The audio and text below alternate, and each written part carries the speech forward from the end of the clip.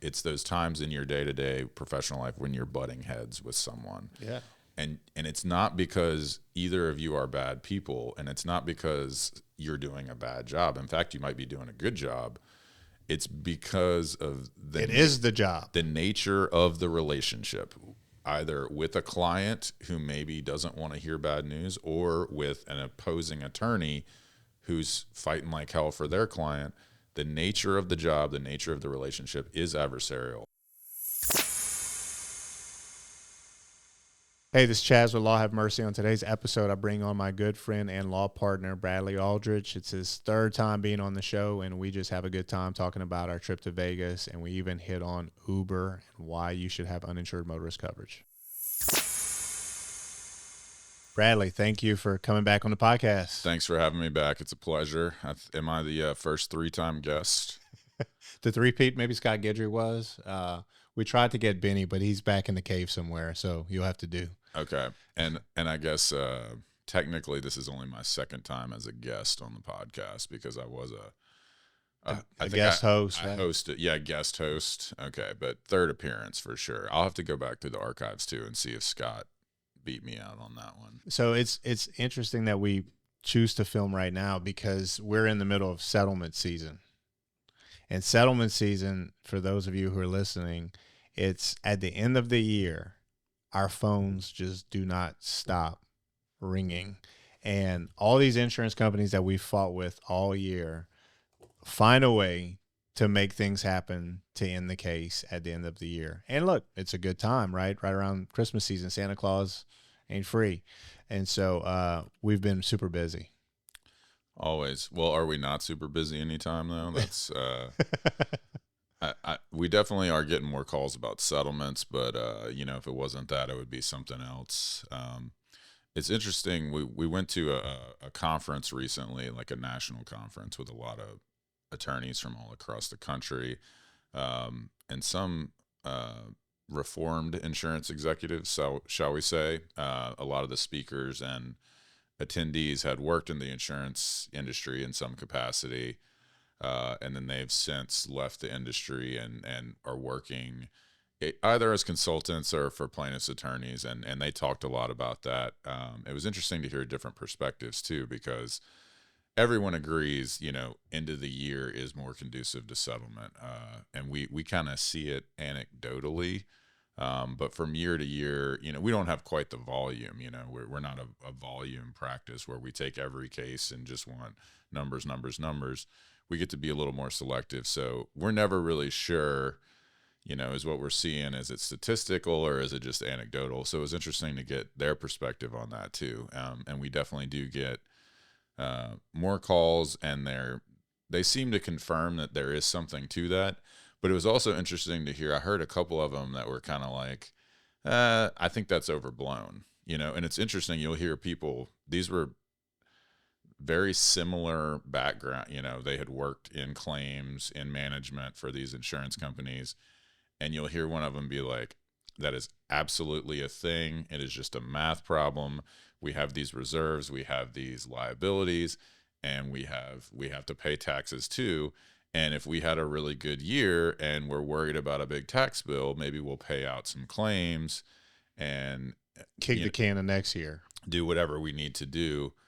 So absolutely, it's a thing. You should try to settle your cases in November and December. And then I heard at least one or two people say that they thought that was kind of overblown. That with the accounting and, that it's maybe not as just as a 1 + 1 = 2 situation.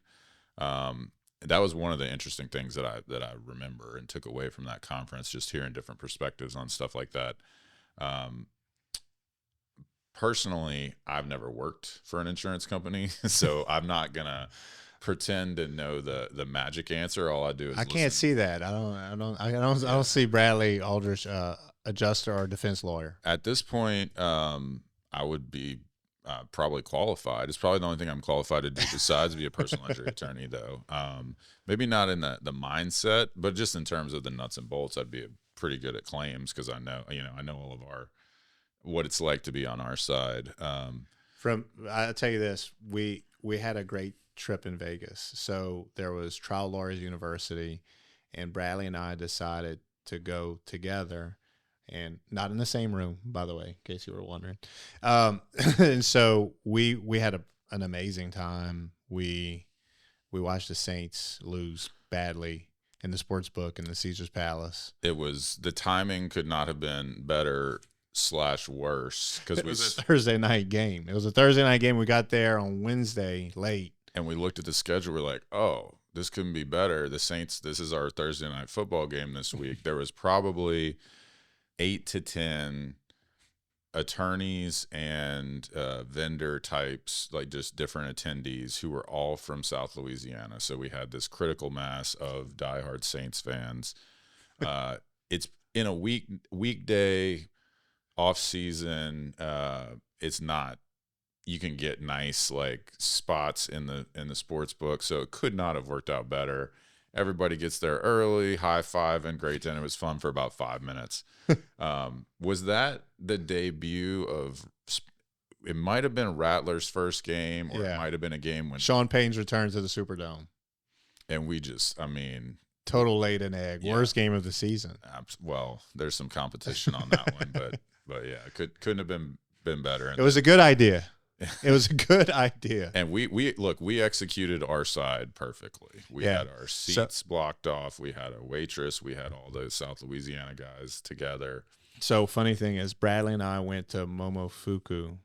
Am I saying that right? I think so, but okay. I'm not going to argue with you because it's David Chang's restaurant. And so we went on Wednesday night. Bradley had a great experience. Bradley is he's a veteran of Vegas. He's played in numerous poker tournaments and enjoys going there. So he knew the lay of the land. Had a great experience at Momofuku before, so he suggested that we go. So, of course, we go. We have a fantastic dinner, he and I. Okay. Couldn't have been better. And I think for all the unfortunately, they have not agreed to sponsor us yet.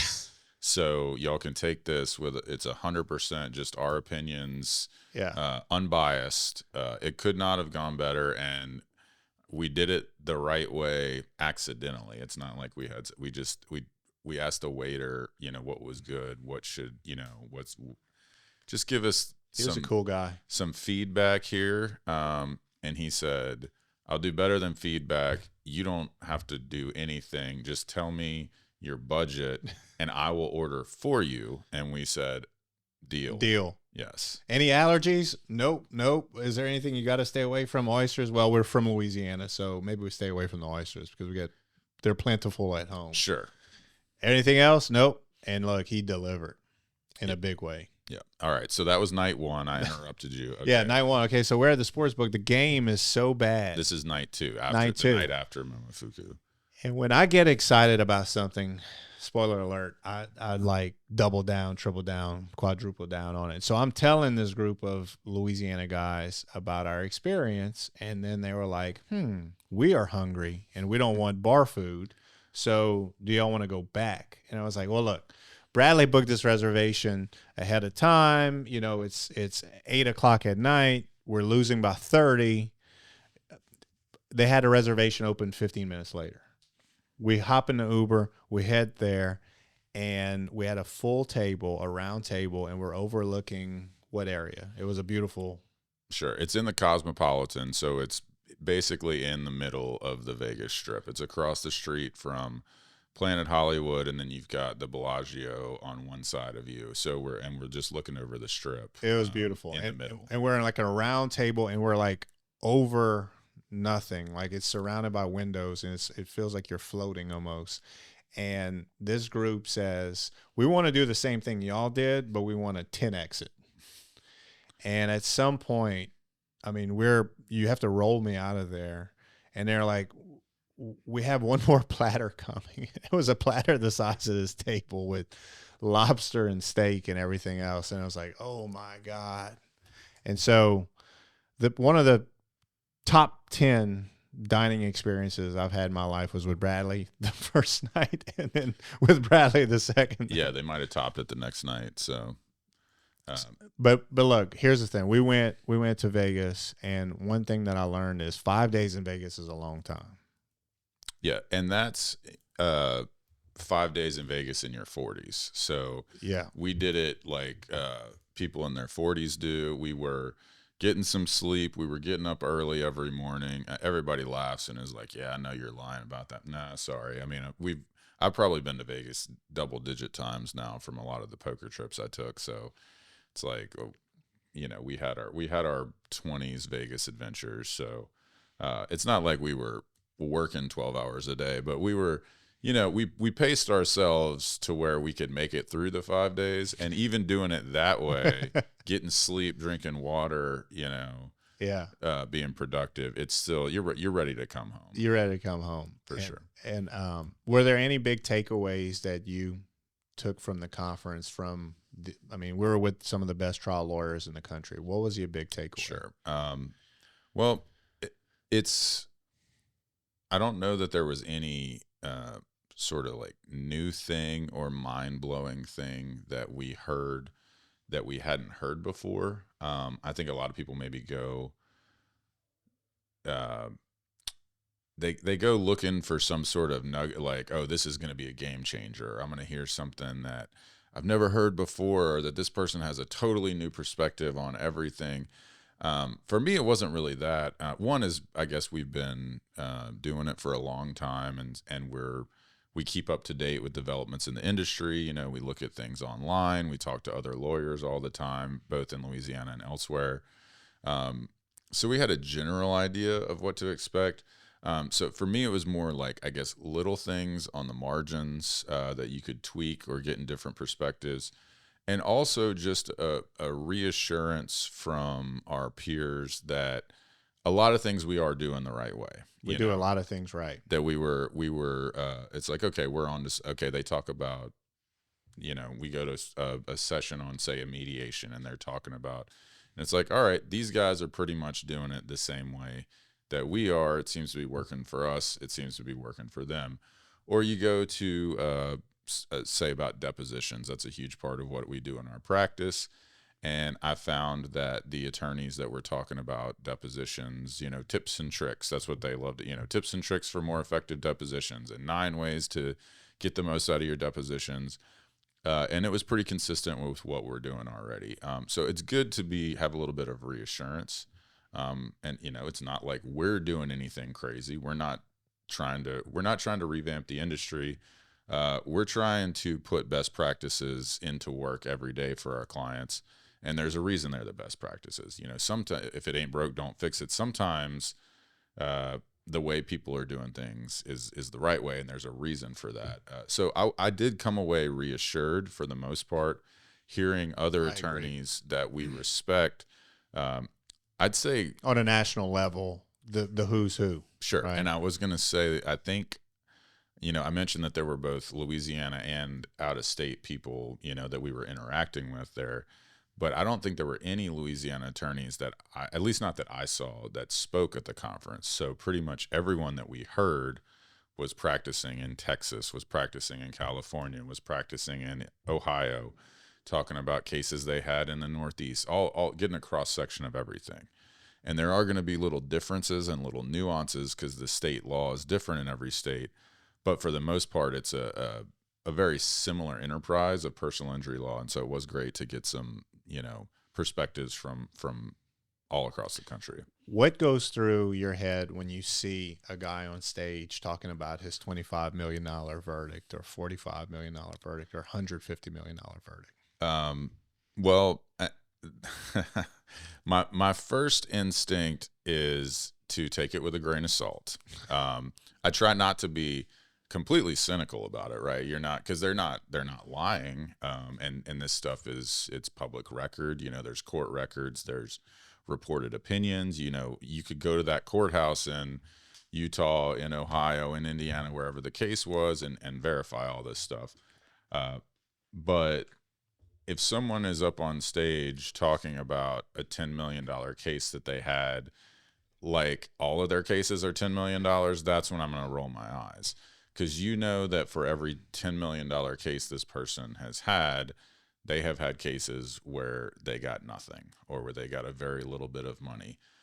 Just because most cases are not $10 million cases. Most cases are not $1 million cases. Most cases are not $100,000 cases. And so I try to keep a perspective. I think that's easier now that we've been doing this for 15 years plus. We've been, so we've been practicing law for 15 years. We've also been going to these conferences for almost 15 years because we have to do, something like that every year. We have to keep our licenses up to date. So they call them continuing legal education, the CLEs. So we've been going to these conferences for a long time. We've been listening to our peers and our mentors and judges and lawyers and mediators give these talks for a long time. And so it's easier for me now to keep it in perspective. And I just try to keep that in perspective. Okay, absolutely, this person got that $10 million verdict. They got that $25 million verdict. And so I want to hear what they have to say. And I bet they have a lot of insights. But I also want to hear are they the type of person that acts like they do that every day? Or are they the type of person that says, okay, if you go for the brass ring, sometimes you're going to get nothing. And I think we share. There's also some salesmanship there, right? Sure. They're trying to make you believe that if you send them your case, they're going to get you $20 million. Yes. Absolutely. They either want you to send them their cases, or they want you to buy their book, or they want you to buy their seminar or go to their seminar. Yeah. And so there is nailed it. There is an element of salesmanship to that. But we try to keep that perspective because there are times when going for that brass ring could be a disservice to your client. Yes. And ego is a killer. You think that, okay, once I got one jury to give my client, a huge verdict, and we killed it and we knocked it out the park, and they accepted all of our arguments, and they hated the other guy and they hated the other attorney, and they were mad and they wanted to punish him, so they gave us all this money. That absolutely happens, and the attorneys that make that happen have a skill to doing that. But that's not going to happen every time. And sometimes if you go for that, it just doesn't work out for any number of reasons. It could be that you got a bad jury or just a strange jury. It could be that the other attorney was just as skilled as you, even though you did a great job. It could just be that the jury didn't like your client. And that case was never going to be a great case, and you should have settled it a year ago. And I don't think you and I have ever had any issues, both seeing eye to eye with each other and with our clients, about recognizing when is a case not that case. Right. Right. If we know that it's not that case that we need to take to trial and try to make the jury cry or make them mad or just really go for the brass ring. It's not one of those cases. It's one of those cases where there's a big risk on both sides. And so if we can reach a reasonable resolution for our clients, then that's the move in that case. And so I've always got that in the back of my head too. That's where the big verdicts come from. The big verdicts come from the insurance digs in and doesn't want to put legitimate money on the case for whatever reason because of the way they analyzed it. Yes. And then that gives the plaintiff's lawyer an opportunity to actually try the case, and you could have a runaway jury.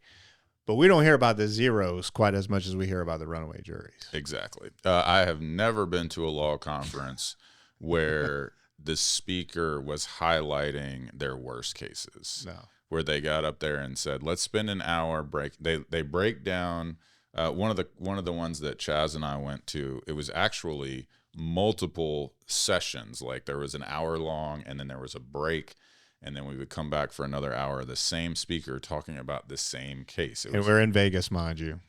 And I was sitting on the floor. It was a very popular. I took a picture of Bradley sitting on the floor. It was very. I think that. Yeah, very humbling experience. I think that one made it to the gram. To the gram, it did. Consequences, death. Number 2 nat factor, we go down. Cell phone distracted driving, consequences, crushed pelvis. And we go down to, and we then weave. I see. The mad factor. The physical comedy was added by my height as well. It's somebody's 5'1", it's a little easier for them to find room on the floor. But and the problem with the multi sessions is people mark their territory with their laptop and their their jacket, and so you can't go sneak in and grab a chair later on. For sure. So this multi session, I guess multi-session sounds bad, but whatever it was, this gentleman was breaking down a case that he had done very successfully. It was a complex case, and so he wanted to go through all of the ins and outs, and it was so complicated that it didn't last an hour. It lasted 3 hours, right? So he's like, okay, let's talk about my depositions and how I set up my depositions, and then, okay, let's do my demonstrative aids and all this, a lot of legal trial, minutia that he was really breaking down. My point is, I've never seen one of those about a case that ended in a 0. Oh yeah, but then the jury didn't give my client anything, right? What do we waste all our time for? Exactly. No, I did but statistically speaking, that's way more common. That would be interesting to see. I want to go to that one. I do. I bet it would be packed. At least the first couple times they did it, it would be so outside the box. How to get 0? That's someone. And then the punchline would be, "This is why you settled the damn case when they put life-changing money." I guess so. And it would be interesting. That would be a confident attorney too, if they could give that kind of talk and say, "Look, here's why I did everything right, and my case still ended up in a bad result for me, and especially for the client." Because that's really at the end of the day who's harmed the most. We keep saying a 0. It doesn't have to be a 0, right? Your client doesn't. It's not that your client is unsuccessful only if they get nothing. Your client, we talk about this all the time. A jury could give you X amount of dollars and think they're doing you a favor. Yes. If a jury, just a jury of 12 average Americans, a cross section of all ranges of income and economic stability. Some of them are going to be rich, poor, and everything in between. And like in a city like Lafayette or Baton Rouge, you're going to get a very wide array of different types of people. Absolutely. And so those people, everyone on that jury is going to have a different idea about what is fair and what is a lot and what is a little. And so we talk about it all the time, that there is an amount of money that a jury might give a plaintiff and say, "I think you deserve X," and they think they're giving you a great award, but they just don't know the extent of the damages. So they say recently, I'm sorry to interrupt you, but recently we had a case, and let's say the medicals were $100,000. I'm not going to say the exact facts, but let's say the medical bills were $100,000.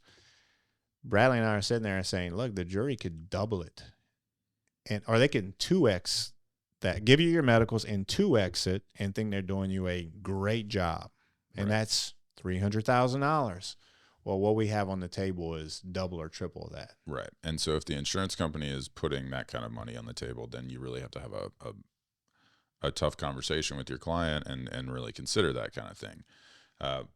That was exactly where I was going to, that a jury gives you X amount of dollars, but if you have 6 figures of medical bills, especially in cases where you've had a surgery or maybe a lengthy hospital stay, you stay a couple nights in a hospital, boom, that's $25,000 right there, no problem. And then if you have any kind of surgery, you're just looking, everybody knows about runaway medical costs. So that big award that a jury gives you might at the end of the day not really be that big. And so it doesn't have to be that the client gets 0 for it to be a disappointment. And that's as much as what we're guarding against. And most of our cases, a 0 is not really a possibility. We talk about that with our clients. The defense attorneys, the insurance companies, they will acknowledge that. They will say, look, if you go to trial, you're going to get something because you were injured and it wasn't your fault.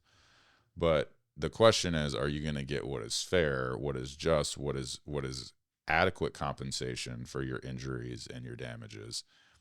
And that's where their argument is that you're trying to get a lottery ticket. Exactly. You're trying to get something you don't deserve. You're trying to get a windfall. And a lot of juries, that's going to be a persuasive argument. And a lot of these attorneys that we see at these conferences, and they're very proud of their big verdicts, have had just as many where they go and they ask for that big verdict and the jury says, "No, sir, no, ma'am, you're asking for a lottery ticket and I'm not giving it to you." And we don't hear about those. Exactly.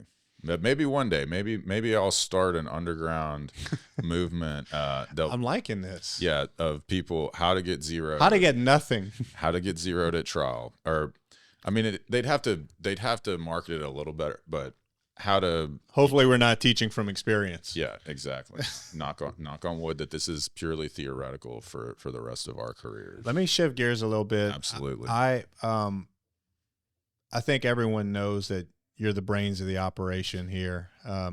I'd say the beautiful bearded bean footage is one of the terms I made 10 years ago. Kevin calls you the bearded dragon.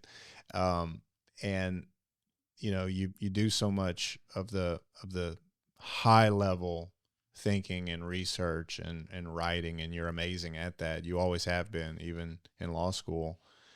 What does your day-to-day look like?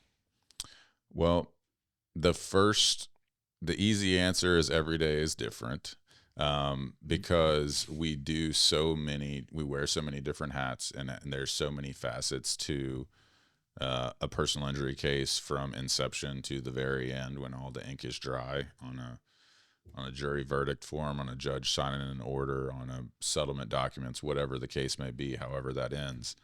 But I'd say we usually don't. Our schedule, thankfully, doesn't require us to schedule multiple case depositions in a week. Usually, we've been able to, with the different attorneys in the office and our resources and everything.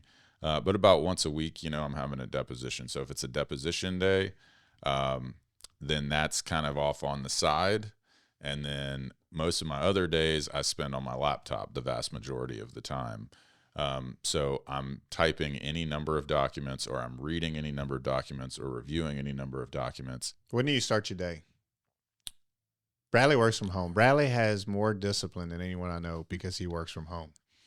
And he is at that laptop every single day, and always available during working hours, and cranking out documents and cranking out emails every single day. And you've done that pretty much. Yeah. So I'm not a COVID work from home guy. He did it before it was cool. I started working from home in the end of 2010, roughly. Around the time, it's almost 15 years. Yeah.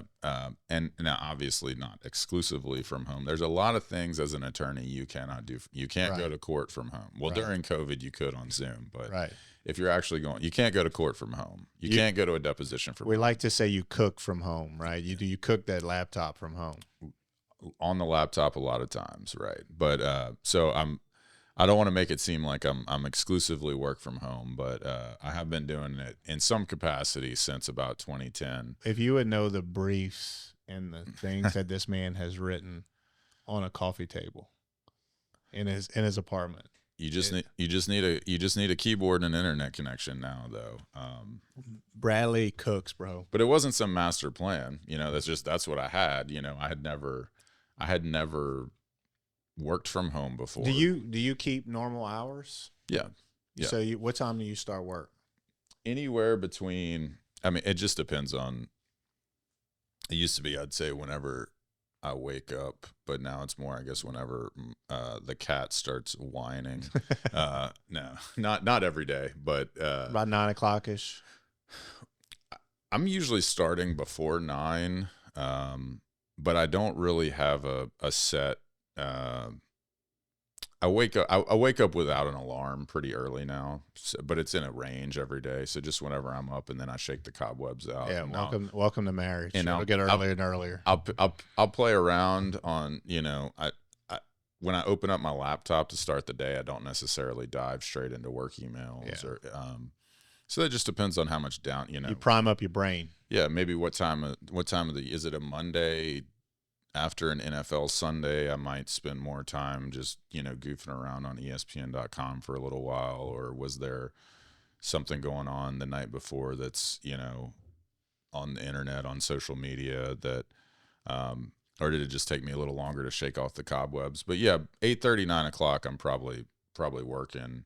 And then I just kind of, have a normal day, but it's just, and I'll even bounce around my house too. I'll still work at the coffee table sometimes, or in the kitchen, on the island or in the office. I'm pretty much 100% in the home office if I'm doing any kind of phone calls or, Zooms, video conferencing that we do, inter-firm. We do at least once a week. We do a long meeting and video conferencing.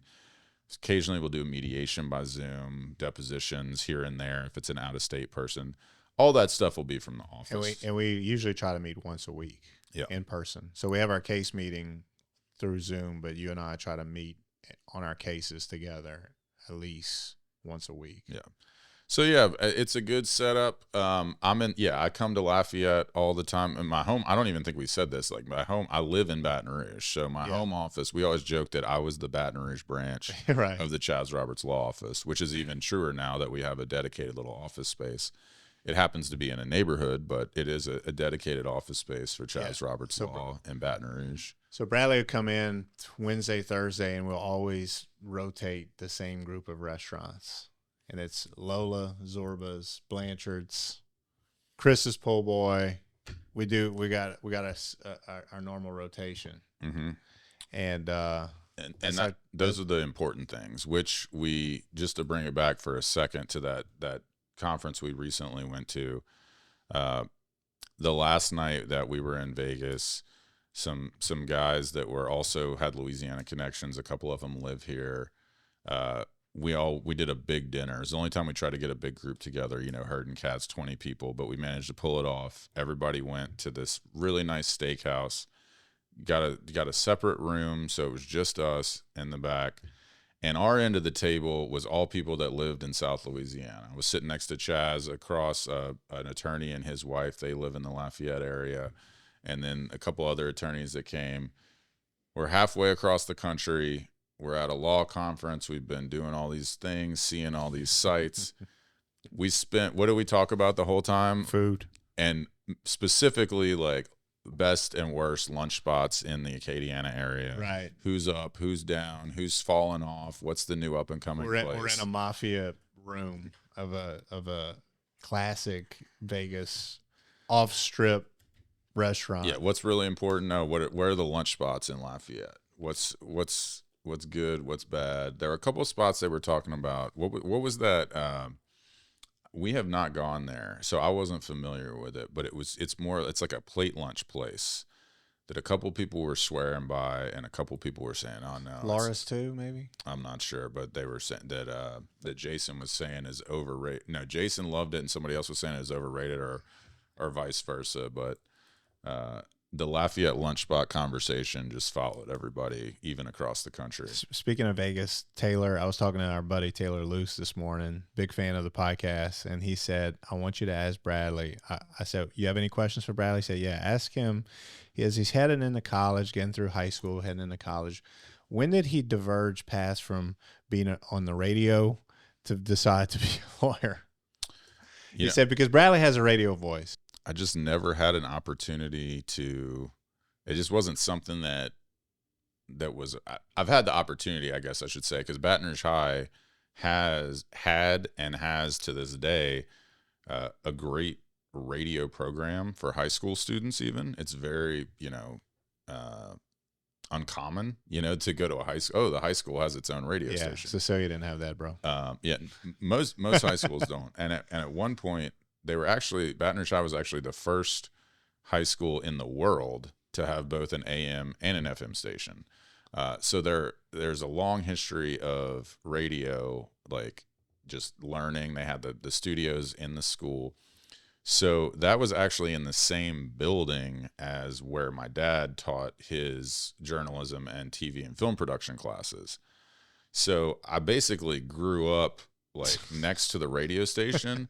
But, you're kind of like doing your own. I wasn't going to take all of my dad's classes and all the stuff that was over in their build. It was like a performing arts, like an annex, like a wing, like a separate little building off the main You were keeping campus. worlds separate. Yeah. And so I was like, well, no, I'm not going to do the radio. I'm going to do other things in high school. And so I just, I never was. But I did have a judge stop me in court one time and comment on the radio voice. But in hindsight, it's like, well, I'm glad I didn't tie my entire career to terrestrial radio 20 years ago. Be like, this is a growth industry. And it's like, the internet comes along, and I think you picked the right path, the more lucrative path. That's for sure. Again, not intentionally.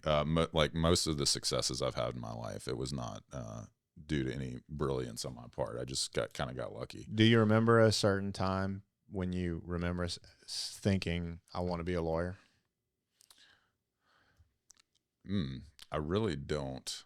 I'm not sure when the first time. When you started teaching the LSAT class, was that you took the LSAT to get into law school and you did so well that they offered you a job to teach it, or you were doing that first before you decided to go to law school? I can't remember if I knew 100% that I was going to law school or not, but I was definitely going down that path before I started taking the LSAT. Okay. I mean, I'm sorry, before I started teaching the LSAT. Yeah, I took the LSAT in undergrad. I paid to take a LSAT course. Bradley was the teacher of the LSAT course. But it wasn't a like, oh, I got an LSAT score and then the Princeton review started. By the way, the LSAT is the standardized test that you take to get into law school. Yeah, it's like the SAT for college students. It's the equivalent of the MCAT if you want to go to med school, or the GRE if you want to go to grad school, and they may have other ones. But I remember when I was a kid being second or third grade thinking I want to be a lawyer. And I made that known publicly I didn't know what a lawyer does. I didn't know any lawyers, but it's kind of always been a path. I remember in high school, like during homecoming, Chaz plans to go to LSU and become a lawyer. That was always kind of my path. And I'm lucky, I guess, right? It fit me because many of the people that we went to law school with aren't even practicing law now. And I'm assuming those people had the same ambition and definitely had more resources to be around more lawyers than I did. And so that's just curious. And I didn't know if you had that same experience. It wasn't that far back for sure. I mean, I was probably the typical, and you probably had, lawyer was probably the fallback if you weren't playing for the Saints, right? I'm sure that was the goal number one. Because I think most kids, the Braves and the Saints at the same time. Right. Bo Jackson, Deion Sanders, Chaz Roberts. Come on, man. Let's get it right. Exactly. So I had the typical story that most young men our age had. You want to be a professional athlete, and then everybody has that. You were basketball. There's right? some baseball was my really. I didn't play basketball like organized until middle school. Yeah, Bradley's 6'5", by the way. I didn't. I'll take it. Maybe 6'4" on a good day. All right. But I didn't. I was average height until probably high school, so I wasn't like always the tallest kid in the class or anything.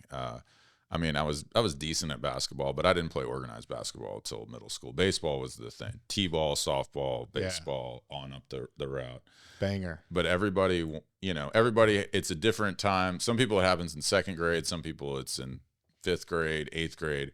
But there's some point where you're like, oh, I'm probably not going to be a professional at this. There's that guy where you see that guy and you're like, oh, in my wildest dreams, I'm not even close to him in natural ability and skill and all of that. And I'm, I might be one of the better players on my team, which is one team in one league in one city. And so, okay. Yeah. And you know what's crazy? Like, that guy is looking at someone else and saying, okay, I'll never. I watched a Johnny Manziel documentary, and he wanted to play baseball. He was late to football, and he joined this school, and there was a guy hitting the ball consistently 420 feet, and he was like, I will never be that guy at time to switch sports. Yeah. And he was a great baseball player. Yeah. And that guy that he was looking at maybe made it to single A. Oh, yeah. And then there were 10 other guys that were better than him. Didn't recognize the name. I don't think he ever made it out of college. Right. Which is insane to think of the level of professional athletes. Right. There's only one guy that was that guy for me. I mean, there's probably multiple. We keep saying that guy. There's multiple people you see, right? And it's usually around maybe junior high when people kind of start separating and you really see, okay, who's going to be the star of the state champion team and might have a chance to go to college versus who's just having fun playing ball. And there's a few of those guys you're like, wow, he's a lot faster than me. Wow, he hits it a lot farther than me, that kind of thing. And those guys don't become the guys, except for one. There was one guy, his name was Michael Clayton. That was one of the guys for me.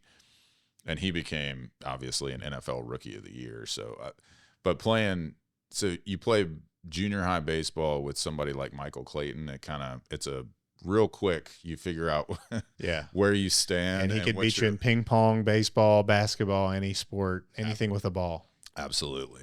I played on a team with him one summer in baseball and played against him in basketball a couple of times, and neither of those, he was obviously the best player in both of those, just dominating everyone, and neither of those ended up being the sport that he took it all the way. I don't know if you remember, both him and Marcus Spears got basketball scholarship offers at LSU, and they were both gonna do the double sport thing, and it was a big publicized, because they were both Baton Rouge guys, local guys. Michael Clayton went to Christian Life, and Marcus Spears went to Southern Lab, I'm pretty sure, and they both stayed home. They were in high school in the late 90s, which was a very down time for LSU, both basketball and baseball. And so they stayed home. They were going to be two sport stars. And that lasted about a month into football season. And Nick Saban said, no, John Brady, I'm very sorry, sir.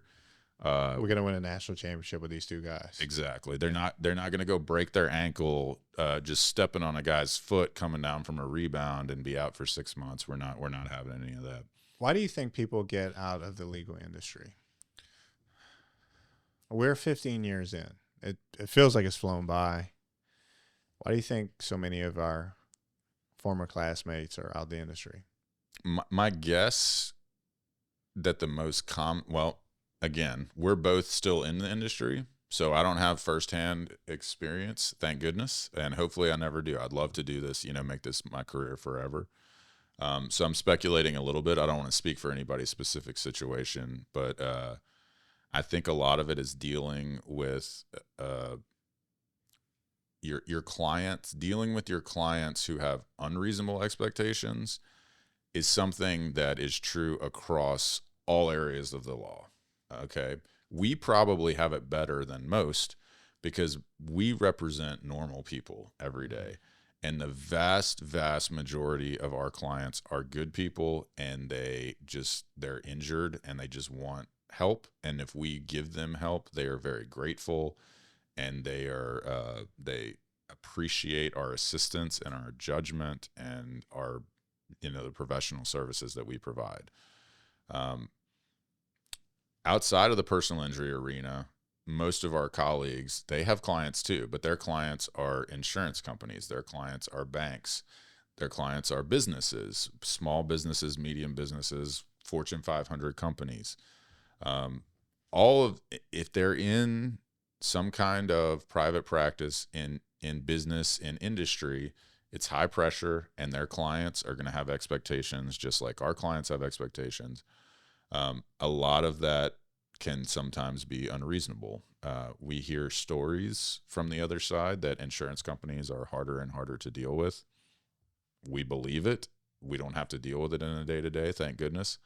So I think a lot of people get burned out dealing with the insurance. We see insurance companies nickel and dime our clients who are injured and having the worst time of their life. So I can only imagine how they might nickel and dime their attorneys and their law firms who they have a purely arm's length business relationship with.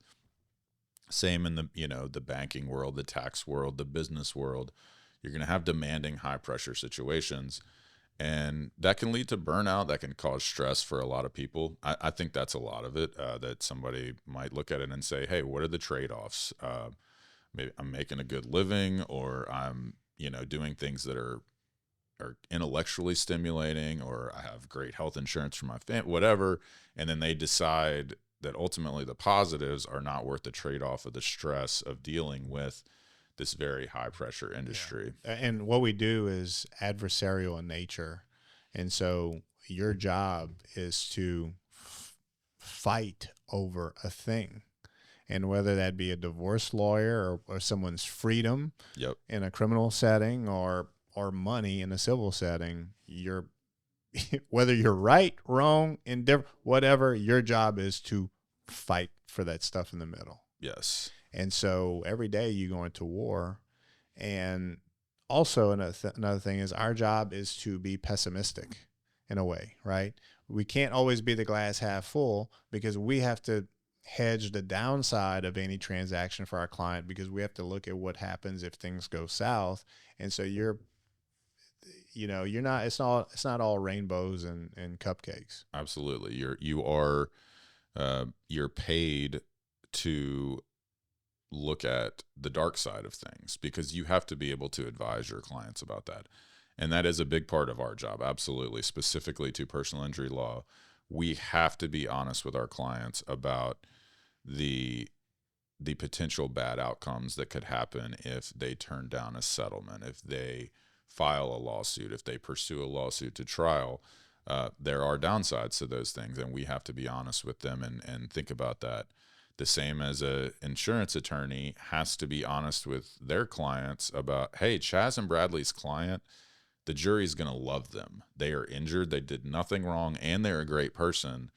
Y'all need to think seriously about this claim. Like the insurance attorneys have, you mentioned the freedom. I mean, that's got to be the hardest context about talking about the downside. You have a criminal defense client and they're facing serious charges. You have to be honest with them. Hey, there is a possibility that you will lose this case and you will be found guilty. Well, what happens then? You will go to jail, potentially to prison for a long time. 20 years. Yeah, you will lose that time of your life. You will lose your freedom.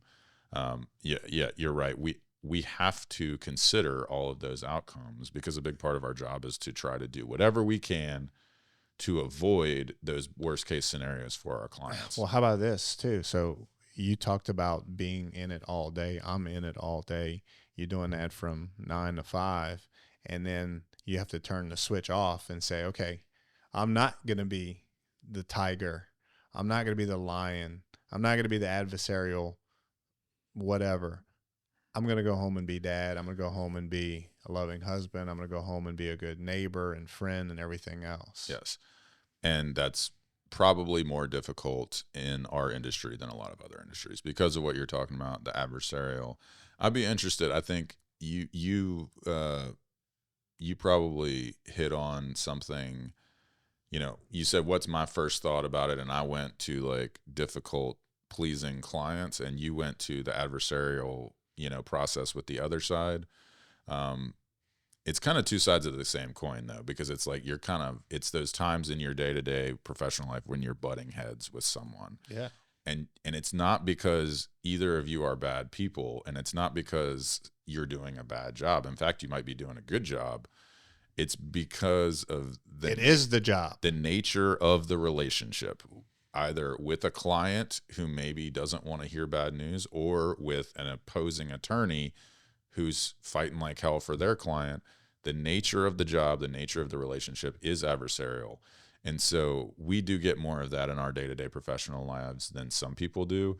And so it's got to be harder to, turn that off at the end of the day. And I guess that's one of the reasons why people would leave the industry, is they're saying, hey, I want to come home at the end of the day and not have to move heaven and earth just to get back to that, centered, calm place. That's where drugs and alcohol have come in. Sure. For a lot of lawyers or, people in our industry as a way of coping. I tell you one thing, over the last sort of decade, I have really found ways to kind of cope with that stress and be able to unplug. Running has been a tremendous. Yeah, Chaz just goes and runs for 8 hours at a time. Or get punched in the face boxing, yes, something. But it definitely works. Uh-huh. Or listening to good music and working out. But I'm able to kind of separate work and one thing about being a lawyer is like you're always a lawyer, right? 24 hours a day. It's a true profession. So people always associate with me a lawyer. I carry myself like a lawyer 24/7, but I'm able to sort of unplug and not tie my self-worth to a particular case. We took a few Ubers in Vegas because you look up and you see a building and it's right in front of your face, and you're like, oh, I see a building, I can walk there. Nope. And then 30 minutes later, you're halfway there, and you're like, well, that was a mistake, so we'll take a few. But so the big thing with Uber is, for a while, it was actually way better than taking a taxi, not only on the service, but they carried a large uninsured motorist policy. Right. And so we had some cases where there was $1 million of uninsured motorist coverage. So the passenger gets, there's a wreck. Even if the driver of the Uber is not at fault, we could still tap into the Uber's uninsured motorist policy. Right. And we needed to for several of our clients who had just been riding in Ubers that were involved in Uber wrecks.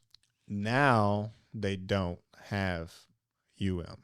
Yes. I just remembered what it was that sparked my brain to think of that. And it was you saying that you are a lawyer 24/7. You, in some ways, you're always a lawyer. And to me, when I think of Chaz Roberts, what does he do 24/7? It's he tells people to buy uninsured motorist coverage. He says you have to get uninsured motorist coverage. I think most days, Chaz also asked me earlier about my day-to-day. I know Chaz's day-to-day starts, he wakes up in a sweat, uninsured motorist. He's like muttering it to himself. When he wakes up in the morning, it might be the last It's almost like you're in my bedroom. Yeah, it's like the last thought before you go to sleep at night. Because we just see it We see the carnage. We see it time and time again that people, that they're injured through no fault of their own, but the person whose fault it was either didn't have insurance or they had very little insurance and there's not enough to go around. Think about the nice people that I've represented that have gotten purchased huge, large insurance policies. I'm talking about $100,000, $250,000. I've seen $1 million insurance policies, and there's no uninsured motorist coverage. Correct. They're protected. If they do something wrong and harm someone else, they're fine. Their insurance company will pay for that. But they haven't protected themselves against other uninsured drivers out there. And that's the bigger risk. Absolutely. And so with Uber, it was almost an exception to this rule because when Uber started out, for whatever reason, whether it was intentional or whether they just didn't think about it or whether they didn't get around to it on the corporate to-do list, but they had uninsured motorist coverage for all of their passengers for $1 million per incident. They also had $1 million of liability coverage. And that is something that I know they do advertise. I've seen it advertised. They definitely market it. They want to put it out there. Hey, if you get in an Uber, there's $1 million of insurance coverage. Well, their marketing, in my opinion, is intentionally vague about that because your average person doesn't know liability coverage from uninsured motorist coverage, from what is my health insurance policy, from life insurance, Yeah. It's just not something that It's you nuance want or need to know in your day-to-day life as a human being. You're like, that's why I have an insurance agent. That's why I have a lawyer. Or I just do whatever the law says I need to do, the minimum, so I abide by the law, but I'm not, I don't have time for that. I have 3 children. I'm working 2 jobs. Your average person doesn't know or care about these nuances. So, but they do want to feel protected. They want to say, okay, I'm getting in some stranger's car, some strange car. I don't know this person. I don't know this vehicle. I will never see them again. What is my only assurance that I'm protected? Well, it's part of this Uber umbrella or Lyft. It's the same thing in terms of they have the same practices in terms of insurance. Different companies, but same practices. $1 million policy used to have now they don't. So our average Uber rider, they just want to know, hey, I'm protected, right? And so Uber says we have $1 million of coverage. Well, Uber is protected up to $1 million, right? The driver is protected with whatever harm they cause. But if you get in that Uber and you're riding in that Uber and you don't have uninsured motorist coverage and somebody else crashes into that car and they don't have insurance, you are not protected. And that was something that didn't used to be the case. And it also was litigated. And the reason it's been front of our mind is there have actually been a couple of cases lately where attorneys have tried to fight that. They had that client in that unfortunate situation. They got in an Uber and somebody else hit that Uber that didn't have insurance, or they only had a little bit of insurance. And the person that was injured said, well, hey, I'm riding in an Uber. So Uber, you need to pick up the tab for my bills beyond that. And Uber said, no, we don't have that anymore. And the attorneys tried to fight that and say, well, you can't do that. You can't operate. You can't drive, a fleet of vehicles around our state and not protect your passengers. But courts have said no, as long as Uber dots their I's and crosses their T's and files the proper paperwork and fills out the proper policy forms to say we don't want this uninsured motorist coverage, As long as they do that, then that's perfectly legal. And they can operate these vehicles, and you are not protected through Uber's policy if someone else hits your car. And that's just reason number 73 to add to the Chaz Roberts list of why you need uninsured motorists. If you are getting in a rideshare vehicle and you do not have uninsured motorist coverage on your own policy, you are no longer protected if other people without insurance run into that car. And most people, at least around here, take the Ubers from midnight to 3 a.m. You do it. And when is the riskiest time to be on the road? Or what is probably the most popular, busiest Uber day of the year?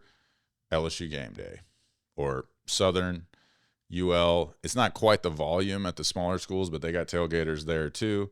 That's when you talk to the Uber drivers in Baton Rouge. They can make $500 on a game day.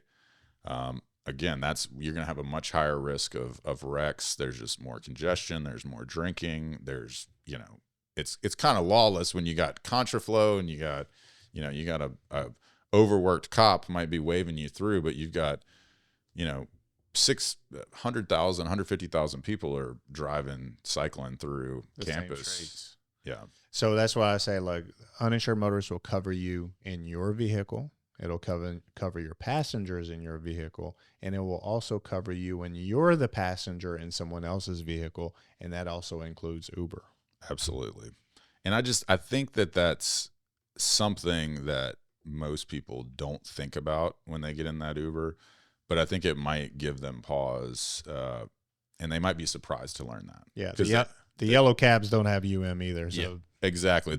Now they also don't have $1 million liability policies. No. They have $25,000 policies. So even if you're going to be taking a yellow cab, you need uninsured motorist coverage even more in case something bad happens. But same policy there. Yeah, they're not going to insure you against other drivers out there on the road without their insurance. Well, Bradley, let's get back to settlement season. We have our Christmas lunch today. Looking forward to that. Looking forward to spending some time with you and settling some cases and to having another great 2025. It's a pleasure working with you.